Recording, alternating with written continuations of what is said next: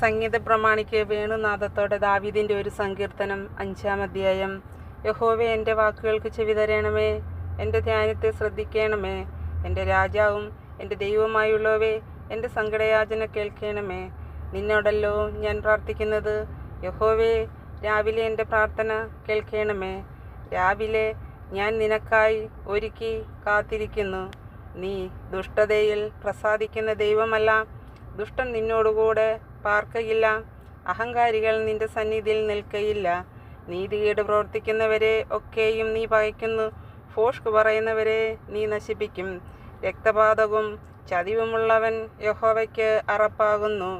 ഞാനോ നിന്റെ കൃപയുടെ ബഹുത്വത്താൽ നിന്റെ ആലയത്തിലേക്ക് ചെന്ന് നിന്റെ വിശുദ്ധ മന്ദിരത്തിന് നേരെ നിങ്കിലുള്ള ഭക്തിയോടെ ആരാധിക്കും. യഹോവേ, എൻ്റെ ശത്രുക്കൾ നിമിത്തം നിന്റെ നീതിയാൽ എന്നെ നടത്തണമേ. എൻ്റെ മുമ്പിൽ നിന്റെ വഴിയെ നിരപ്പാക്കണമേ. അവരുടെ വായിൽ ഒട്ടും നേരില്ല. അവരുടെ അന്തരംഗം നാശകൂപം തന്നെ. അവരുടെ തൊണ്ട തുറന്ന ശവക്കുഴിയാകുന്നു.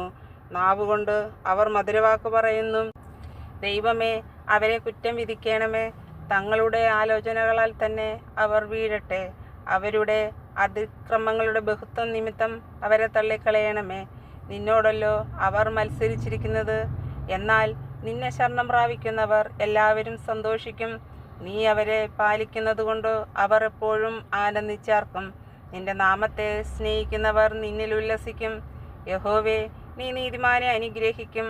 പരിച കൊണ്ടെന്ന പോലെ നീ ദയ കൊണ്ട് അവനെ മറയ്ക്കും. ആമേൻ.